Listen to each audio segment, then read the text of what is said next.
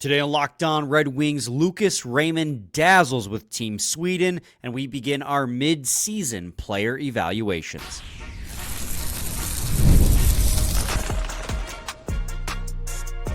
You're Locked On Red Wings, your daily podcast on the Detroit Red Wings. Part of the Locked On Podcast Network, your team every day.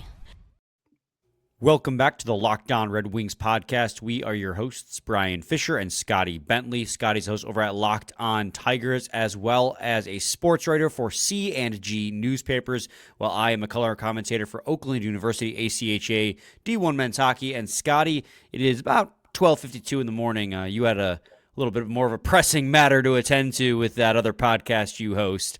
So make sure you go check out Locked On Tigers for the instant reaction of Alex Bregman signing, not with the Tigers, but the Boston Red Sox. But here over in Red Wings land, we got to see Lucas Raymond kind of shine with Team Sweden, and the Four Nations Faceoff kick off between Sweden and Canada. Before we talk about Lucas Raymond dazzling, because, I mean, it's Lucas Raymond, we've come to expect it to a certain degree at this point, I want to just ask your overall thoughts, Scotty, just based on our conversation yesterday. And I personally was a skeptic going in, right? I approaching with an open mind, but I was a skeptic going in for sure. What was your first impression with the Four Nation Faceoff? Well, first off, the game went into overtime, so it's not like we're recording at 1 a.m. strictly because of Alex Bregman ruining my entire evening. But I thought it was a massive success.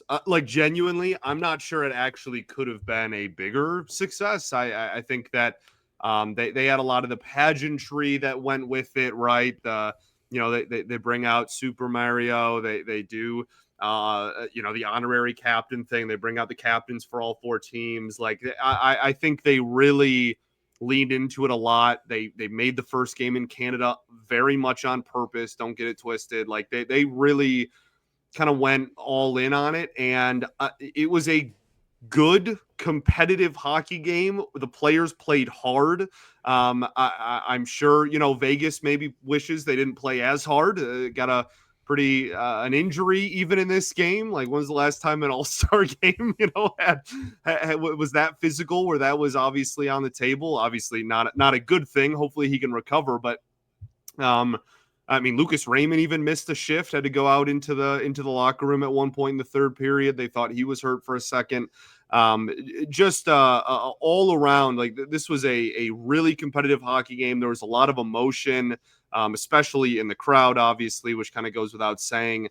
I really thought this was a massive win. And if they want to do this, I don't know if this is like an every year thing instead of the All-Star game, but I have a hard time believing there's too many fans out there that are itching to go back to just 3-on-3 makeshift hockey when this is on the table. Yeah, 24 hours later, my tune on the game and the tournament has completely shifted. As you said, the players were out there and they're giving 100%. Now, I think Canada took it a little bit more seriously at the start than Sweden did. That first period, it was a clinic. It looked like a house team playing a AAA team with how well Canada was clicking. Again, you saw that ridiculous power play one for Canada, just tic-tac-toe. Crosby, McDavid to McKinnon for a goal. Just a crazy stat line you never thought you'd ever read in the NHL. But then after that, I thought Sweden was the better team for periods 2 and 3, and the data backs it up. And I'm not going to get into all the data. This isn't a Red Wings breakdown. It's going to be a pretty brief recap. But I was thoroughly impressed and heavily enjoyed that performance between these two teams. It was high intensity, fast-paced. There was even some physicality, right? That was the one thing I was most skeptical about, is how physical are these guys going to be? And, Rasmussen Lyon leveled Connor McDavid. We unfortunately saw Shea Theodore get hurt on a hit as well.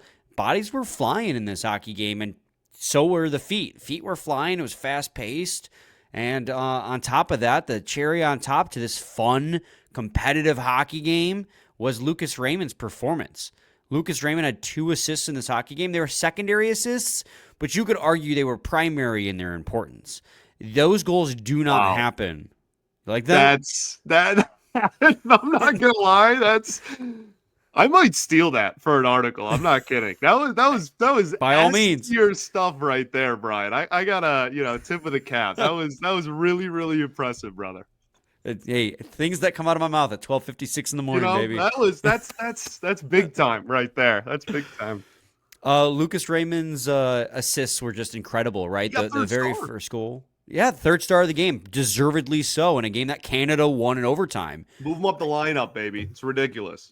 It makes us feel vindicated. Makes us feel way smarter than we are to be like, he should be way higher in the lineup. I mean, they had a guy that's on pace for 90 points, is playing power play and penalty kill. Right. Power play unit 1 for the Detroit Red Wings, and he was for Team Sweden as well, playing on the third line. And I understand they're trying to figure out the chemistry thing, but I think he earned himself more minutes, right? Yeah. And not that he was getting no minutes, but there were three other forwards on this team. They're getting more minutes than Lucas Raymond, and I'm like, this guy's incredible. And when you needed a big play, it happened, right? The Brodin's goal. That does not happen without Lucas Raymond winning the puck battle in the corner and making a nifty pass off the boards up top to Erik Karlsson.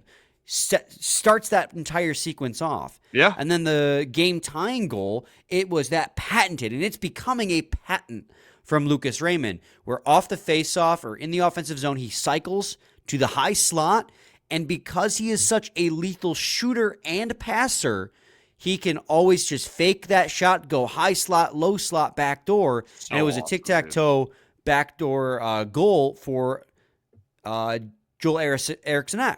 Literally fake shot set up the entire play. Legitimately. Yeah. And we saw him do that like last week, where he took the shot the first time, got the puck back in the same location, and then went backdoor to DeBrincat instead the second time. I think it was against Montreal on the fake shot. So it's just like that's becoming a very common thing for him to do, and goalies can't cheat on that play because he can just as well shoot it and be lethal. His shooting percentage is actually lower than it was last year, Scotty, when he scored over 30 goals, but he's on pace for more points. He's going to earn himself more minutes. Lucas Raymond had a coming out party on national television today, which is awesome because and you know that we kind of alluded to that a little bit yesterday. Like this is a guy that I think if you aren't a Red Wings fan but a hardcore hockey fan, you are aware that he's really good. And obviously we all here know how good he is, but to be able to really showcase on a national stage, and especially now, like he's here for the next 8 years either way. So like it's not like it's gonna be like, oh, you know, like keep him our little secret so that way, you know, maybe he's gonna, I don't know, like be like cheaper or like this and that. And it's like, no, like it's really it's only a good thing if he gets more exposure. So like let's get the lights bright and showcase what is, as far as I'm concerned, one of the better young talents in the entire sport. 100%.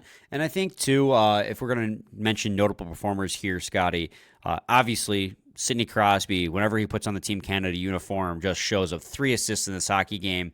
He drove the offense for Team Canada, and he is 37 years old, and he's still looking like the best player on the team, on a team with Connor McDavid, Nathan McKinnon. I mean, Connor McDavid has over 1,000 points in less than 700 career games, and Sidney Crosby at 37 years old is still outperforming him on a national level. Granted, game 1, right? And Connor McDavid has never worn the Team Canada uniform in the NHL since he's gotten to the NHL, which is absurd that we've wasted this much of Connor McDavid's prime not playing international hockey. But I digress. Absolutely incredible performance from Sidney Crosby. I also thought Richard Raquel from the Pittsburgh Penguins was incredible in this hockey game. He didn't have scoring, but he was dangerous all night long.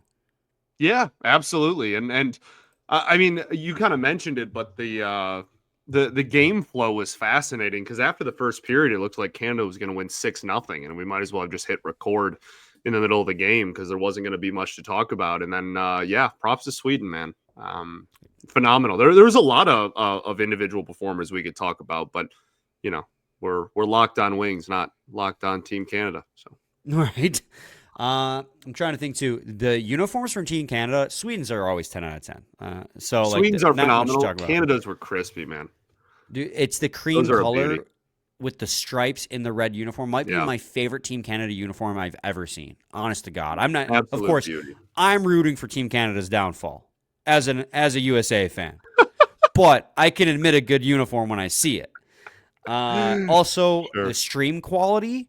I've noticed this streaming visual fidelity is always higher than when you're watching it on TV. Like, so in the games in the future, there's not tomorrow's game or tonight's game by the time people are listening to this, but the game after that is going to be on ABC. So I'll be able to watch that on TV rather than stream it. And the last time the Red Wings were on ABC, I noticed that like the visual fidelity was a little bit lower versus when I can stream it online.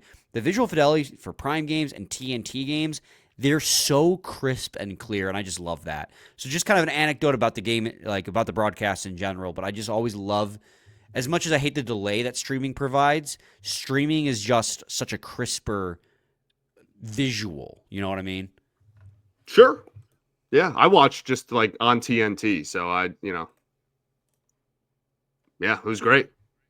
I don't really have anything to add. I can't contribute much. My roommate and I just watched on TNT. So fair enough. That's the bullet point summary of that OT loss for Team Sweden. I guess overall we got to see 10-minute overtime. That game would not, if that had been a 5-minute overtime, it would have gone to a shootout. Right. So thank God they did a 10-minute 3-on-3 overtime. I hope that this is them experimenting to do that then in the NHL, because shootouts are boring. Overtime, exciting. That overtime rocked. Was fantastic. Overtime was so much fun. Electric. It's incredible how 24 hours later, I'm completely eating my words. That game was fun. Yeah, I'm really excited now I'm excited for USA and Finland tonight. Yeah. Like I'm excited to see that. Absolutely. So fun. Lucas Raymond got overtime time too. Anyways, we're headed to segment 2, and when we return, we will do midseason player evaluations. And we'll start with Lucas Raymond because why not start the guy who is the headliner on this episode? So stay tuned to segment 2 of Lockdown Red Wings.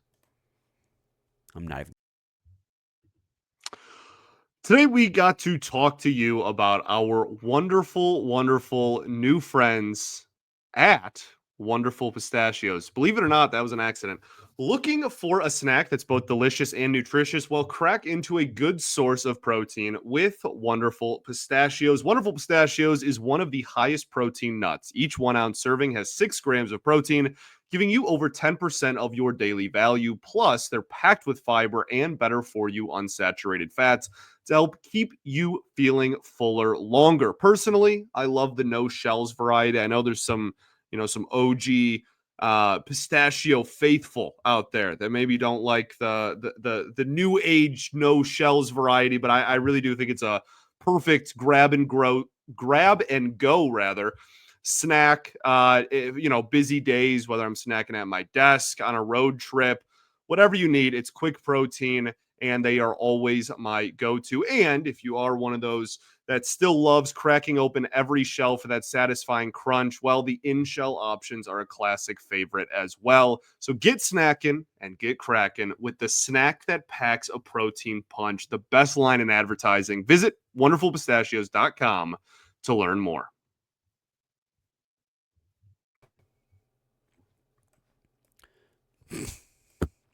We got to decide who's going to control this. There we go. Segment 2, Locked On Red Wings podcast. Scotty, let's transition now to talking about our mid-season evaluations. And just to preface people, we're going to do it like we did it last year, where it's going to be a tier list made on Tier Maker, where it's going to be above and beyond expectations, exceeding expectations, meeting expectations, below expectations, and failing expectations. And each individual player, their ranking is determined based on what our expectation for that player was relative to the start of the season.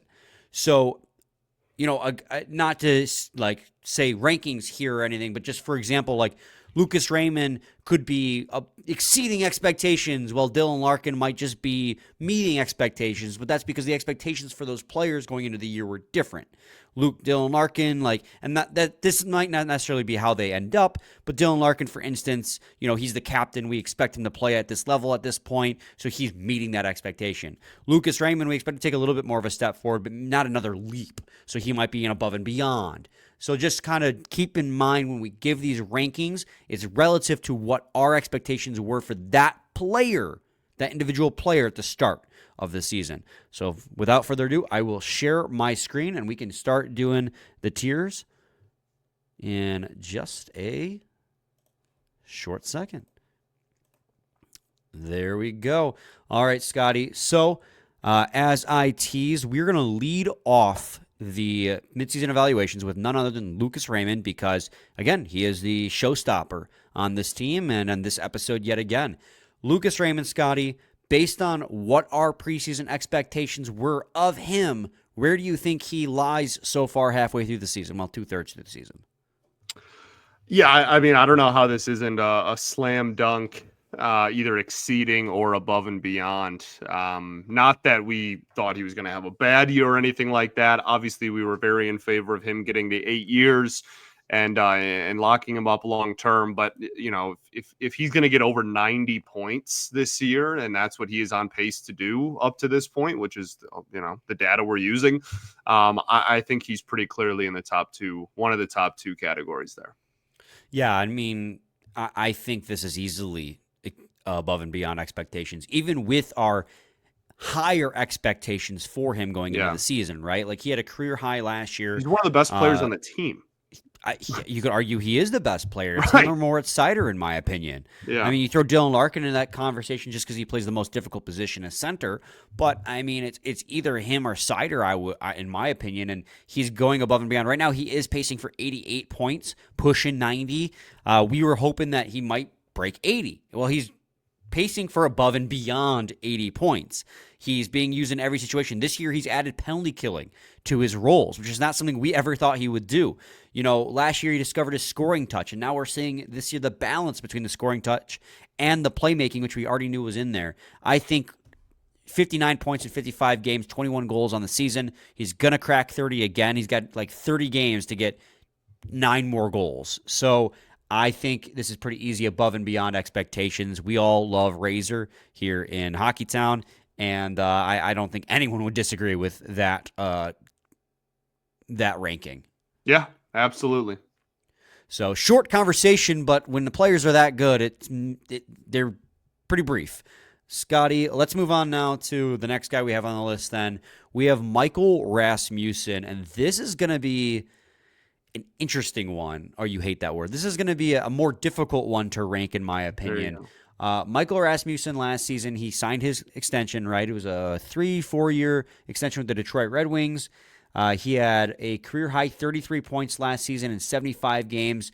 The year before that, he actually had a better points per game at 29 points in 56 games before he had the injury. That was the year he was really kind of making a name for himself. This year, it's been a little bit slower going. 15 points in 54 games, only 8 goals, 7 assists. Much less impactful overall. That was until he's just recently got put back as a center on the third line, and that third line in 9 games played that Elmer Soderblom's been up has been very good. So when it comes to Michael Rasmussen, man, where do you have him ranked? Yeah, I'm going to be honest. That this is kind of right in the middle for me. I think that he's about what at least I expected him to be. You mentioned last year kind of the point production maybe not being what people thought, especially in the beginning of last season. I think going into the year, I was expecting somebody who was going to be able to use his body effectively, kind of be that either a net front guy, win battles along the boards, be solid enough defensively, et cetera, et cetera. And he, I think, has been that. He hasn't. I don't think he's been a disappointment. Like I don't look at him because I wasn't expecting him to be a high point producer. It'd be nice if we had that uptick in point production we thought we might have got after 2 seasons ago. He's pretty much like Michael Rasmussen. To me, he is what he is, and that is the epitome of what meeting expectations is. Yeah, see, for me though, I do feel as if you signed him to be the player at minimum that he was last year, and I think he is falling short of that. You see his role has decreased a little bit. He's averaging less time on the ice. Last year he averaged 15-11, the most in his career. This year he's averaging 13-24. That's the fewest in his career since he made his NHL debut in 18-19. His special teams role is getting reduced as well. Like before, we would see him on power play, a little bit on penalty kill. Not so much anymore. And then just overall, his point production's gone down. The only area he's really, making strides to stay on top of is his hits. He's got 94 hits already. Last year he had 124. So I think he'll pretty easily meet that threshold, which, by the way, last year was the second highest hit total he's ever had. But I feel like he is falling short a little bit of those expectations that we had for him. Better lately. Like there's time left in the season for by the end of the year us to have this conversation. But me personally, I think he is a little bit below expectations. Yeah, I mean, I'm not gonna like throw a fit about it. I think that's fair, and I think that might just be the difference of like your and mine's expectations. You as a Michael Rasmussen slappy that you are, maybe going into the year you just expected more from hubby over there. But I don't know. I think the time on ice thing is fair. To me. Well, I'm just going to repeat myself. Yeah, I'm fine either way. I really am. It's a tough year, too. It's a tough time of year to do midseason evaluations, too, because of the coaching change with so many players, their roles changing and how they played drastically changing in the last 20 games.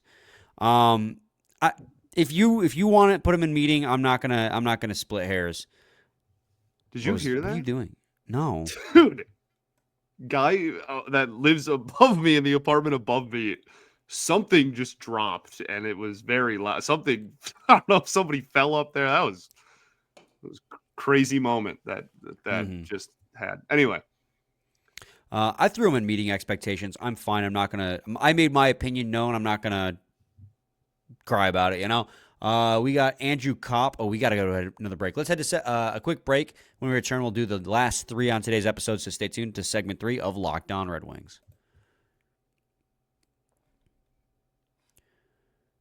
Today's episode is brought to you by Factor. Looking to optimize your nutrition this year, Factor makes eating well easy with chef-prepared, dietitian-approved meals that are fresh, never frozen, and ready to heat and eat in just 2 minutes.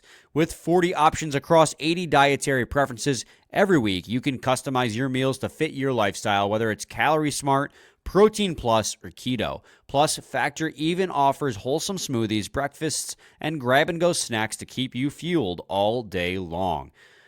You're going to love Factor for taking the stress out of meal planning. The convenience is unbeatable. No prep, no mess, just great food in minutes. Eat smart with Factor. Get started at factormeals.com/LockedOnNHL50off and then use code LockedOnNHL50off to get, you guessed it, 50% off your first box plus free shipping. Again, that is code LockedOnNHL50off at factormeals.com/LockedOnNHL50off to get 50% off plus free shipping on your first box. Segment 3, Locked On Red Wings podcast. It's kind of insane. Insane. You get so mad about it. I don't know why. Anyways, let's continue the conversation here, Scotty. We got Andrew Copp up next, another hot button player on the Detroit Red Wings. Andrew Copp this year, Scotty, he is got 22 points, 55 games played, just shy really of half a point game player.